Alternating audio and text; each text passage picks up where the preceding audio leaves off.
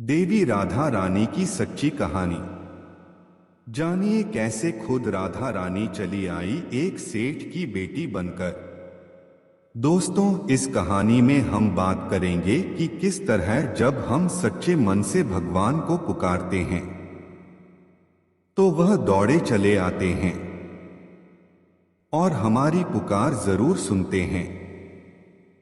दोस्तों, भगवान को भी अपने एक सच्चे भक्तों की उतनी ही जरूरत होती है जितनी हमें भगवान की। तो आज मैं आपको बताऊंगा कि अगर आपके जीवन में किसी चीज का अभाव है तो उसकी जगह भगवान का भाव प्रकट करके आप जीवन से उसकी कमी दूर कर सकते हैं। तो दोस्तों, आज हम बात करते हैं कि किस तरह बरसाना गांव में एक सेठ की पुत्री बनकर खुद राधा रानी आई। दोस्तों, एक बार की बात है, बरसाना गांव में एक सेठ रहता था जो बहुत धनी था। उसके 3 पुत्र थे, परंतु उसकी कोई पुत्री नहीं थी।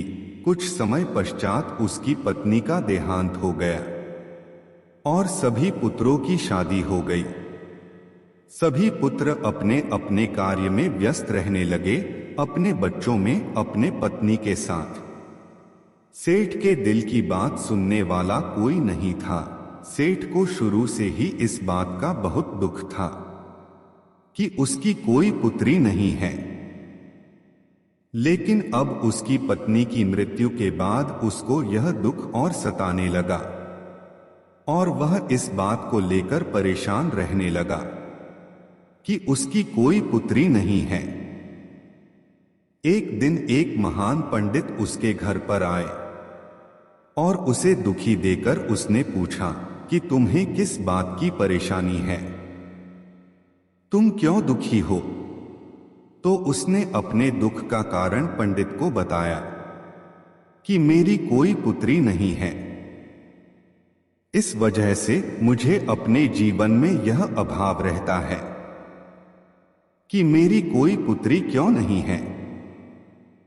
तो वह पंडित उसको कहता है, लो, यह भी कोई परेशानी की बात है। तुम राधा रानी को अपनी बेटी मान लो। हमारे जीवन में जिस चीज की कमी होती है उसको भगवान ही पूरा कर सकते हैं। परेशान होने से क्या होगा, तुम राधा रानी को अपनी बेटी मानो और उससे अपने दिल की बात किया करो। देखना, तुम्हें यह अभाव कभी नहीं सताएगा। सेठ को पंडित की यह बात अच्छी लगती है और वह ऐसा ही करता है। राधा रानी की मूर्ति लेकर आता है और प्रतिदिन भोजन करने से पहले राधा रानी को भोग लगाता है। फिर स्वयं भोजन करता है और सोने से पहले राधा रानी के साथ खूब बातचीत करता है। ऐसे ही करते करते वह दिल से राधा रानी को अपनी बेटी मानने लगा और वह भूल ही गया कि उसकी कोई बेटी नहीं है। उसे इस बात का आभास होने लगा कि उसकी पुत्री सच में है और वह बहुत दिल से उसे अपनी पुत्री मानने लगा। जब तक वह बात ना करता, उसे भोजन ना खिलाता, उसका मन नहीं लगता और जब वह बात करता तो उसके मन को बहुत संतुष्टि मिलती, जैसे उसे पता नहीं क्या मिल गया हो। तो दोस्तों, एक दिन सेठ के घर पर एक चूड़ी बेचने वाली मनहारण आई थी जो अक्सर उसकी बहुओं को चूड़ियां पहना कर जाती थी। उस दिन वह चूड़ी बेचने घर पर आई और उसने सेठ के बेटे की तीनों बहुओं को चूड़ी पहनाई। तो जब सेठ की बहुएं चूड़ी पहनकर चली गई तो उसके सामने एक और कन्या आई और उसने कहा कि मुझे भी चूड़ियां पहना दो। चूड़ी वाली ने सोचा कि शायद सेठ के घर पर कोई मेहमान आई है, तो उसने उसको भी चूड़ी पहना दी। उसके बाद वह चूड़ी वाली सेठ से पैसे मांगने सेठ की दुकान पर पहुंची और बोली कि चूड़ी के पैसे दे दो, और उसने पहले से अधिक पैसे मांगे। तो सेठ ने कहा कि तुमने चूड़ी का दाम बढ़ा दिया है क्या? तो उसने कहा नहीं, मैंने चूड़ी का दाम तो नहीं बढ़ाया, परंतु आज मैं 4 लोगों को चूड़ी पहनाकर आई हूं। उसने कहा मेरे घर पर तो 3 ही बहुएं हैं। तो उसने कहा नहीं, मैंने आज 4 को चूड़ी पहनाई है। सेठ ने कहा कि तुमसे कोई गलती हुई है, मेरे घर पर तो चूड़ी पहनने के लिए मेरी सिर्फ 3 बहू है। तो उसने चूड़ी वाली को 3 के पैसे दे दिए और चूड़ी वाली भी बिना कुछ कहे पैसे लेकर अपने घर चली गई। रात को सेठ घर आया और हमेशा की तरह राधा रानी को भोग लगाकर और खूब सारी बातें कर सो गया। उस दिन रात को सेठ के सपने में राधा रानी आई और कहने लगी, बाबा तुमने चूड़ी वाले को मेरी चूड़ी के पैसे क्यों नहीं दिए?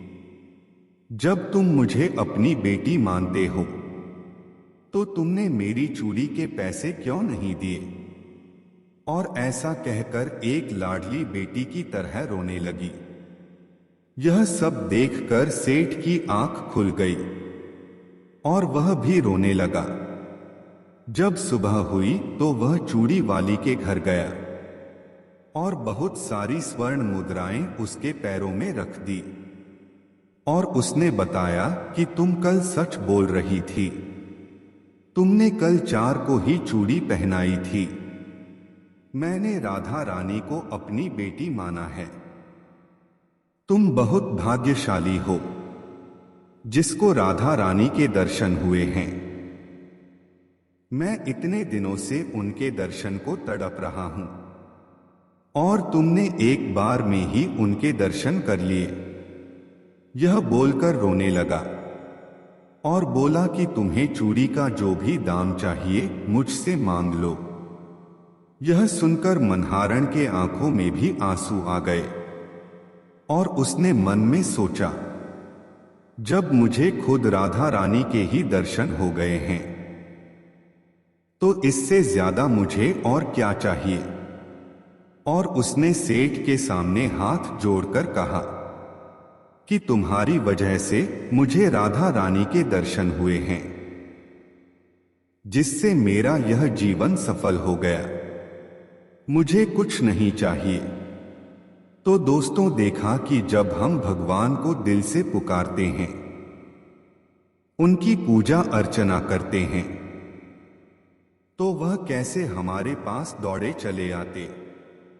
आशा करता हूं आपको यह कहानी बहुत अच्छी लगी होगी और आप भी अगर किसी वस्तु को लेकर परेशान हैं तो भगवान से प्रार्थना करें, वह आपकी प्रार्थना जरूर सुनेगा। अगर यह कहानी आपको अच्छी लगी हो तो नीचे कमेंट बॉक्स में जरूर बताना। साथ ही अगर आप आगे भी ऐसी धार्मिक कहानी सुनना चाहते हैं तो वीडियो को लाइक करें और चैनल पर नए हो तो चैनल को सब्सक्राइब करें। हमारे साथ अंत तक बने रहने के लिए धन्यवाद। जय श्री राधे।